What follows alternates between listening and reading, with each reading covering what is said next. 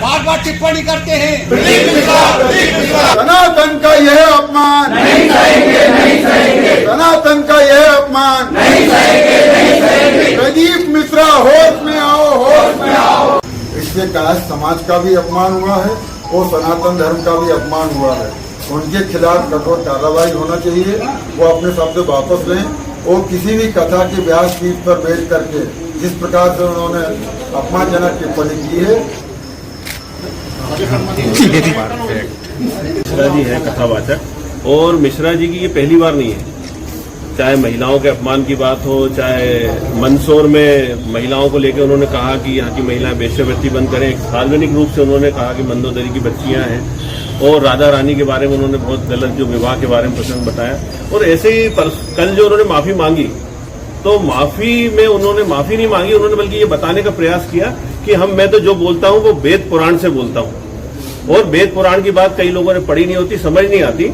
तो अगर ऐसी कोई आहत हुई है तो ये जो भाषा है ये तो उन्होंने अपनी बात की और पुष्टि की है कि मैंने जो कहा है वो वेद पुराणों में लिखा हुआ है।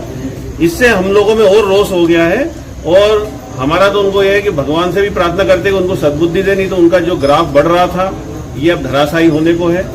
और ये जो वक्तव्य दे रहे हैं ये ईश्वर ही हो सकता है इनसे दिलवा रहा है कि अब इनका अंत समय, मुझे ऐसा लग रहा है इनकी लोकप्रियता खत्म होने वाली है।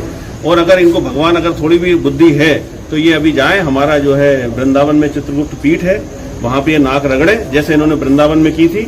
और ये सब बातें अभी वृंदावन में भी पूरे संत समाज में मीटिंग हो रही है, और इनके खिलाफ विश्वव्यापी राष्ट्रव्यापी अभियान चलाया जाएगा। जहां भी इनकी कथा होंगी वहां पे पुरजोर विरोध किया जाएगा। इनके पुतला दहन का कार्यक्रम भी समाज ने रखा है, हो सकता है कल हम इसका पुतला दहन करेंगे। और FIR, क्योंकि कानून कहता है 295A, 298 और 153 ये लोगों की धार्मिक किसी वर्ग विशेष की भावनाएं आहत होती है, ऐसा कर 3 साल के कारावास का भी इसमें प्रावधान है।